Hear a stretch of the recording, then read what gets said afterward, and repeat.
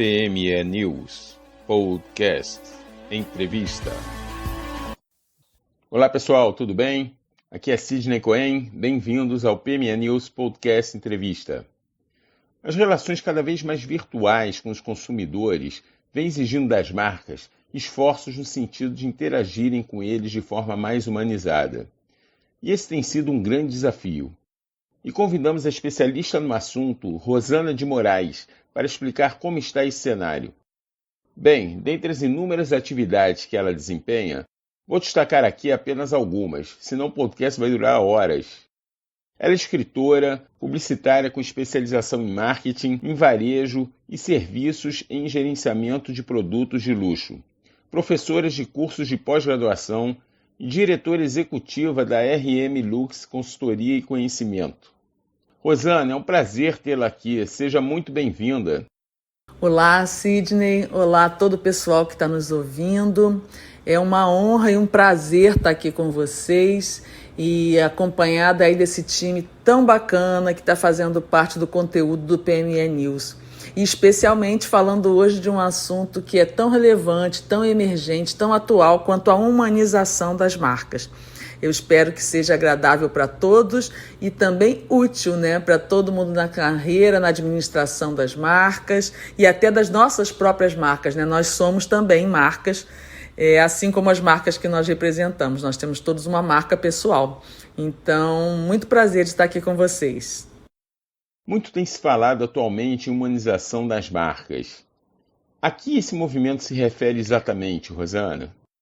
Bom, em primeiro lugar, é importante a gente lembrar que a nossa vida, as nossas relações comerciais, as nossas relações profissionais, pessoais, a nossa vida mesmo, o nosso dia a dia, é cada vez mais virtual, Então, mesmo antes da pandemia, a gente já estava nesse caminho da internet facilitando a nossa vida, trazendo mais conveniência, A gente vai resolvendo tudo remotamente, de uma forma mais rápida, e mais eficiente. Mas isso tudo, nessa conveniência toda, essa evolução toda tem um preço, O que acontece é que a gente está ficando cada vez mais distanciado, Está havendo mais distanciamento humano, que é um preço que a gente paga por essa conveniência da internet, Só que com a pandemia, esse distanciamento que já vinha acontecendo de alguma forma, pela não necessidade de você encontrar pessoas para resolver coisas, a pandemia acabou acentuando esse processo, já que a gente tem problemas aí de ordem sanitária que tiveram que ser encarados e esse distanciamento agravou o que a gente já vinha sentindo antes da pandemia em relação a essa virtualização toda das relações, E como essa questão esse momento da pandemia torna a gente mais frágil, é um momento de maior fragilidade, maior carência, maior desejo por segurança e por afeto, a gente tem até valorizado mais a sensação de se relacionar com pessoas, com pessoas reais. Então, traz mais conforto para a gente ter uma pessoa do outro lado atendendo a gente, resolvendo as nossas questões, As marcas de olho nisso, em consequência, acho que já eram mais humanizadas, que já tinham um processo de atendimento, de relacionamento mais humanizado, acabam levando vantagem nesse processo, porque a ideia das marcas não é só conquistar o bolso do consumidor, mas também os seus corações, Quer dizer, conquistar os consumidores de uma forma que eles criem ligações afetivas com as marcas, E, dessa forma, o relacionamento entre marca e consumidor seja um relacionamento de longo prazo, que é o que toda marca deseja, Manter os clientes a longo prazo, garantindo aí um relacionamento bacana e comercialmente interessante também. Agora, se a gente for falar em mundo virtual, a humanização, que é o nosso assunto aqui, parece até ser uma contradição. Mas ela, na verdade, a humanização desses atendimentos está se tornando uma resposta a essa necessidade que todos nós estamos sentindo de maior afeto, de maior proximidade, de maior pessoalização, Então, as marcas têm mesmo que buscar, e as mais ágeis já estão buscando, levar mais calor ao relacionamento com o público, Então, mais do que nunca, essa sensação de humanização está sendo valorizada e as marcas têm que correr atrás dela mesmo. Você considera que a busca pela humanização é consequência direta do isolamento imposto pela pandemia? Não. Na verdade, o que acontece é que as pandemias, assim como outros eventos assim traumáticos que acontecem na história, tipo guerras, tipo catástrofes naturais, né? E a pandemia também, as grandes pandemias, elas não criam tendências. Normalmente o que acontece é que tendências que já vinham se desenhando, demandas que já vinham acontecendo, acabam sendo antecipadas. Então, esses eventos acabam descortinando, né, essas tendências e aceleram a adoção, a assimilação dessas tendências, dessas demandas. A humanização está nesse rol aí, né? É uma coisa que já vinha acontecendo, os consumidores já demandando relacionamentos mais pessoais, mais personalizados, mais humanizados com as marcas. E aí o que está acontecendo agora é que essa necessidade emergiu com mais força com a pandemia, né? E as empresas têm que buscar essa adequação em vez de continuar postergando medidas nesse sentido, né? É importante a gente lembrar que, com a pandemia, as empresas que não estavam organizadas de uma forma a oferecer canais de venda e de atendimento virtuais bem profissionalizados, né, bem azeitados, elas tiveram que correr atrás desse tempo perdido, né? Quem estava aí adiando o investimento nesses canais teve que tornar assim, os canais virtuais o centro das suas estratégias, que é uma questão de sobrevivência. Se não houvesse o canal virtual, as empresas não teriam como sobreviver durante o isolamento social, né? Porque, na verdade, eram os únicos canais que estavam disponíveis com fechamento de comércio e essas coisas. E então, o primeiro movimento, né, da pandemia foi nesse sentido, né? Quem não estava estruturado para um atendimento e relacionamento e vendas virtual, teve que correr atrás nesse sentido. Agora já é um segundo momento. Agora, uma vez que as empresas se organizaram para um atendimento profissionalizado virtual, a tendência agora é essa questão da humanização. Quer dizer, eu já atendo virtualmente, eu já ofereço canais alternativos ao meu cliente, mas eu estou numa outra etapa. Eu tenho que levar agora humanização para esse atendimento, né? A palavra realmente que melhor resume essa tendência é a humanização, realmente, é trazer o ser humano para o centro das estratégias. O ser humano no lado do cliente, o ser humano no lado da empresa também. De que forma você observa que as marcas vêm buscando essa aproximação mais humana? Essa busca assim, por aproximação mais humana, ela vem acontecendo de diversas formas, né? O próprio crescimento do atendimento comercial via WhatsApp, que foi assim, expressivo desde o início da pandemia, né? E o aprimoramento dos diálogos trocados através do WhatsApp entre empresa e consumidor já são um exemplo, né?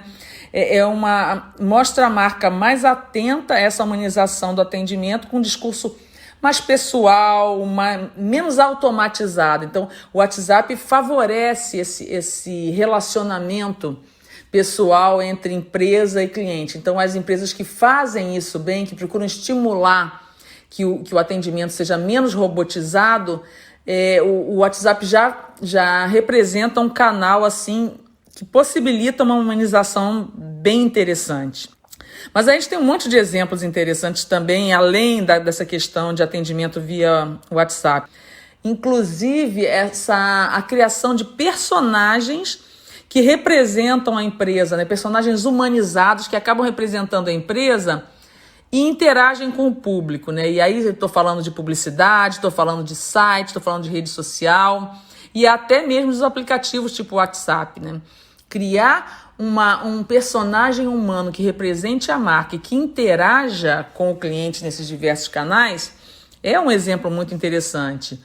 Então, algumas marcas estão criando avatares, né, bonequinhos com características bem humanas, né, e que tenham o maior nível de simpatia possível, para trazer calor ao atendimento, para mostrar que o cliente está falando com seres humanos do outro lado. Então, você leva calor para a marca, você leva afeto para a marca.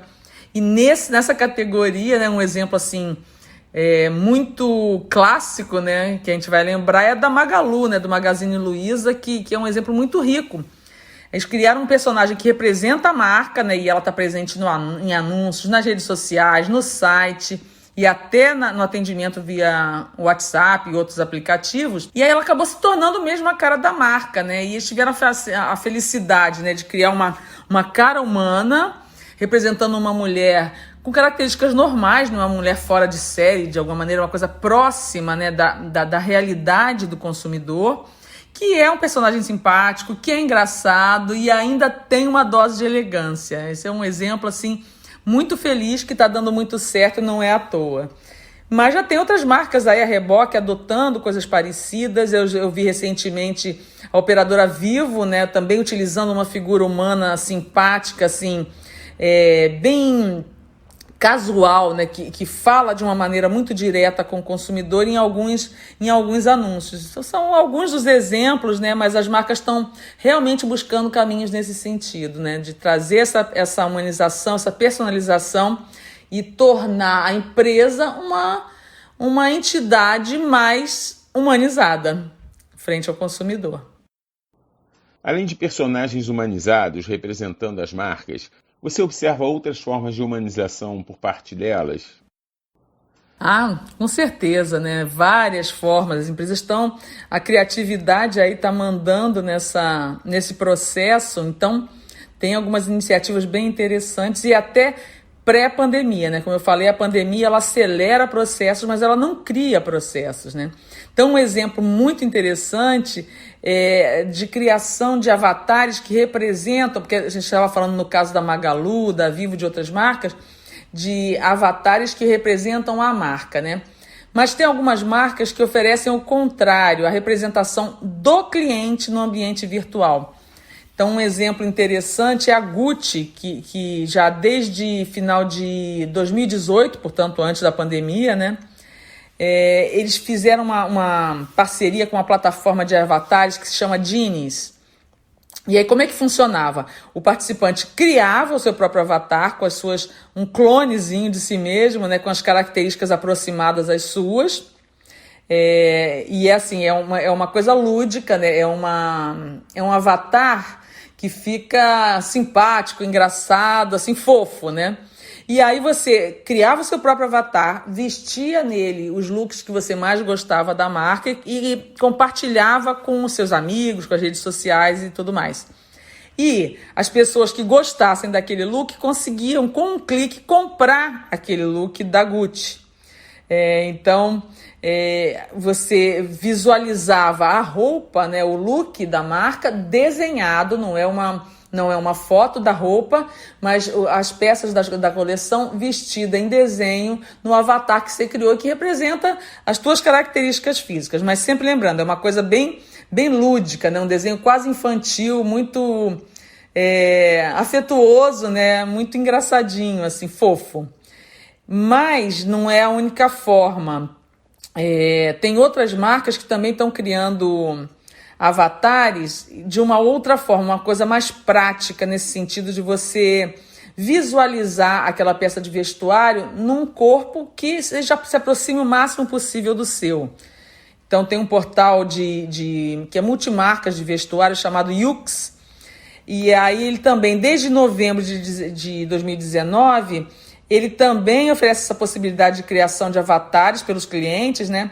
Mas, diferentemente da Gucci, que era uma coisa caricatural, nesse caso, o avatar realmente tem as características, altura, formato de corpo, né? As características principais do cliente, e aí você consegue vestir nele as roupas que você mais gostar. Então, você tem uma noção mais fiel de como é que é o caimento, de como é que vai ser aquela peça vestida em você.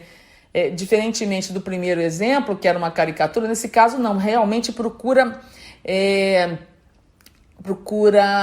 assemelhar aquele personagem ao seu próprio tipo físico. Então você tem uma sensação de que está numa cabine realmente vestindo aquele look, que facilita bastante, né? E você vê aquilo numa pessoa que te representa. É uma outra forma de humanização bem interessante também. Esses dois exemplos mostram casos em que a humanização foi utilizada para a compra com total autonomia pelo cliente. Há casos de humanização no atendimento virtual, mas com a participação e intermediação de seres humanos de verdade. Ah, tem também.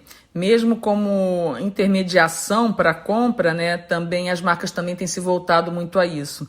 Tem um exemplo muito interessante que também é da Gucci. Na pergunta anterior eu falei sobre a Gucci, mas é porque realmente é uma marca que está se voltando muito para a excelência no atendimento virtual, né? Uma marca que está se destacando muito nesse ambiente digital. Esse exemplo que eu estou agora mencionando é o seguinte: também foi pré-Covid, foi em 2019, a Gucci lançou um call center, a gente pode chamar assim, de Gucci 9. Como é que funciona? É um atendimento que é um call center, mas que foge aos padrões daqueles call centers que a gente conhece usualmente. Funciona assim: o consultor de vendas, ele interage com o cliente em tempo real através do smartphone. Então ele tem como ele tem câmera ali, ele tem como oferecer produtos, ele mostra opções de cores e de modelos, ele responde a perguntas em tempo real. Então ele apresenta a coleção, ele mostra detalhes, até o interior de uma bolsa dá para ele mostrar, por exemplo, né, com a câmera. Mas além dessa personalização do atendimento, como se o cliente estivesse numa loja, ainda tem uma outra coisa interessante, que novamente lembrando, né, a gente está falando com uma câmera na mão. Então, além de ser um atendimento pessoal, que você vê o rosto do consultor, que você interage com ele, faz as perguntas e ele com você, ainda tem mais. Esse call center ele tem um ambiente que reproduz exatamente uma boutique da marca. Então, você tem a decoração, toda a ambientação de uma loja física, como se você estivesse indo a uma loja no mundo real. Então, o consultor se dirige até esse ambiente, então a imagem toda que o cliente vê é do consultor no ambiente de vendas que ele espera mesmo da marca, né, de um showroom realmente decorado como todas as lojas da marca. E então, o que a gente tem? A gente tem um atendimento que é remoto, que é virtual, mas que acontece de uma forma muito pessoal e humana, né? Assim, e ainda por cima, num ambiente que o cliente espera encontrar nas boutiques físicas daquela marca. Então, traz a personalização, traz o tempo real, traz a imagem do consultor e dos produtos e ainda por cima num ambiente que o cliente espera encontrar numa Gucci mesmo, né? E tem assim, nessa esteira tem um exemplo aqui brasileiro que é interessante também, que tem a ver com esse exemplo da Gucci, que é da Dengo Chocolates. Eles, no meio mais ou menos de 2020, do ano passado, eles fizeram uma estratégia, utilizaram uma estratégia assim também numa loja física. Então, lá no Shopping Eldorado de São Paulo, estava tudo fechado, o comércio, e eles fizeram uma ação chamada Loja ao Vivo, que funcionava uma forma parecida com o exemplo que eu acabei de dar. Um funcionário da loja, quer dizer, no ambiente da loja, atendia os pedidos, né, as interações com o cliente em tempo real também, através de um chat com uma câmera. Então ele podia mostrar os produtos, quer dizer, mostrar as opções, o cliente podia escolher, não é essa, eu quero aquela primeira, e mostrar os detalhes, quer dizer, uma coisa muito mais pessoal, como aconteceria na loja, diferente de você entrar num site, clicar num produto, botar no carrinho, fazer o pagamento e não falar com ninguém. Quer dizer, uma interação no ambiente da loja, mostrando os produtos e tudo, contornando objeções, quer dizer, todo um atendimento que você teria numa loja real, só que num ambiente virtual. Também é mais uma questão aí de humanização, mas dessa vez por intermédio de um ser humano para uma compra, por exemplo. Você mencionou que há casos de humanização do relacionamento com o cliente através da utilização dos próprios diretores criativos de algumas marcas. Pode citar exemplos? É verdade. Os próprios criadores das marcas, né, os estilistas, os diretores criativos, às vezes têm participado também de ações buscando essa humanização. Aí tem um exemplo interessante que é a marca francesa Balmain, que é uma marca bastante longeva, né? Foi fundada em 1945, uma marca de moda, né? E o que eles fizeram? Eles criaram um showroom virtual, que é basicamente a réplica virtual da Maison, que fica em Paris, onde foi fundada a marca, né, lá em 1945.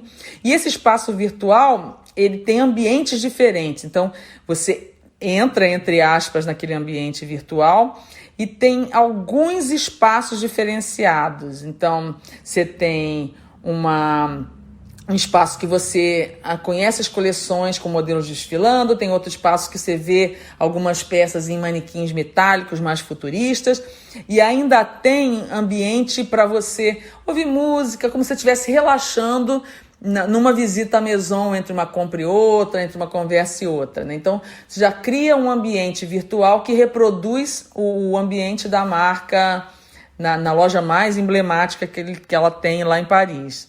Mas nessa coisa da humanização, o mais interessante nessa ideia é que eles pegaram o próprio diretor criativo da marca, o Olivier Rousteing, fizeram um avatar dele também, nessa esteira aí dos avatares, mas reproduzindo muito, muito parecido com o aspecto físico dele. E aí, no momento em que você entra naquele ambiente virtual, vem o avatar do diretor criativo como um anfitrião mesmo, te recebe, te convida a entrar, quer dizer, é como se você estivesse sendo recepcionado na loja da sua preferência e ainda por cima pelo diretor criativo dela, né? Quer dizer, é o avatar humanizando o atendimento e através mesmo de um anfitrião, que eu achei uma ideia assim bastante interessante. E também nesse segmento, né, de moda, a Dolce & Gabbana tem uma ação interessante também pré-pandemia, mas que ilustra bem essa questão da humanização. O que eles fizeram? O estilista dessas grandes marcas, geralmente, ele é uma pessoa mais assim, inatingível, né? Aquele último a chegar no evento, primeiro a sair, é uma pessoa assim, difícil de dar entrevistas, bem inacessível mesmo. O que a Dolce & Gabbana fez? Ela fez meio que o contrário desse afastamento assim, que os diretores criativos têm das marcas.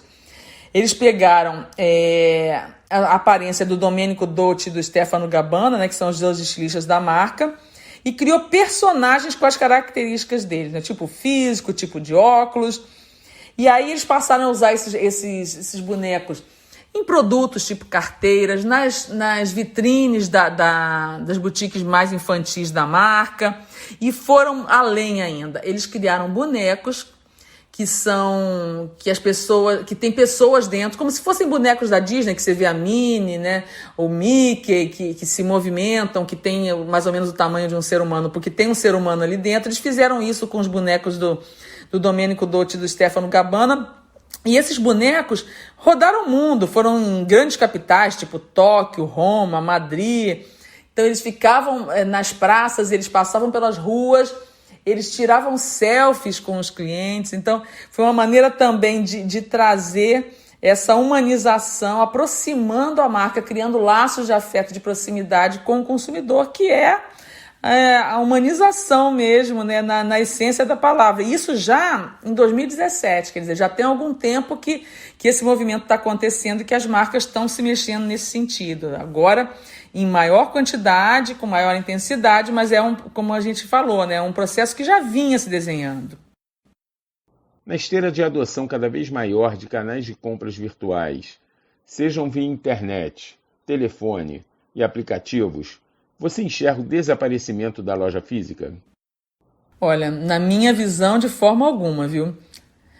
O que eu aposto é que, assim, no futuro, mesmo com toda essa sofisticação que a gente está vendo aí dos canais digitais, mesmo com esses canais passando por uma sofisticação maior, por uma conveniência maior, né? E a gente também optando muito pelas compras virtuais, que a pandemia acabou antecipando, né, intensificando, as lojas físicas não acredito que desaparecerão, não. Eu penso assim, no momento em que a gente, de fato, não vai precisar mesmo, né, se deslocar para fazer uma compra, essas lojas físicas vão ter uma alteração no papel delas. Então, acho que elas vão representar mais espaços de reforço para as estratégias de vendas e de branding das marcas e a solidificação de vínculos afetivos com o cliente. Quer dizer, a humanização não será talvez necessária nesse sentido.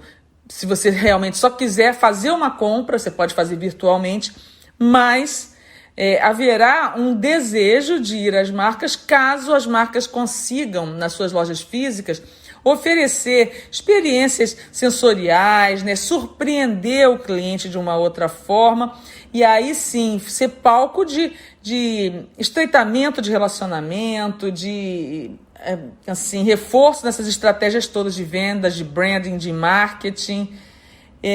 Então a ideia é surpreender o cliente e acolhê-lo também. Então são lugares de maior serão, na minha opinião, lugares de maior afeto e de estímulos sensoriais maiores. Então você ter processos para intensificar as sensações do cliente de visão, de audição, de olfato, de tato, de paladar. Então, a gente num ambiente virtual, embora tudo esteja se encaminhando a passos largos para atingir todos os sentidos do cliente, a gente ainda tem aí um gap, né? O mundo virtual ainda está em desvantagem em relação ao mundo físico. Então, as lojas físicas acabam sendo um palco para estreitar esses vínculos, para estimular os aspectos sensoriais do cliente e, portanto, criar até mais laços afetivos com as marcas também. Eu vejo que no novo consumo, nesses espaços físicos e os espaços virtuais das marcas, eles são cada vez mais complementares e ainda digo mais, a delimitação, os limites entre o físico e o virtual está cada vez menos delimitado, né? Está cada vez tendo linhas mais tênues. Agora, o que a gente pode dizer, em resumo, né, que tanto no ambiente virtual quanto no ambiente físico, a humanização é a questão, é a palavra da vez, é ela que tem que ser buscada, né? Então, tanto presencialmente, o atendimento cada vez mais humano e caloroso, quanto virtualmente também. Estamos caminhando muito para isso e humanização é a palavra da hora. Rosana, gostei demais da entrevista, dos esclarecimentos e, em especial, dos ótimos exemplos que você citou das grandes marcas e que servem de referência para as empresas de todos os portes, inclusive para as pequenas empresas. Muito legal. Parabéns pela brilhante participação. Puxa, Sidney, queria agradecer mais uma vez pelo convite e pela participação. Eu espero que haja bastante proveito do conteúdo que a gente apresentou aqui hoje, dessa nossa conversa tão agradável. E desejo sucesso a todos, especialmente ao PME News. Um grande abraço.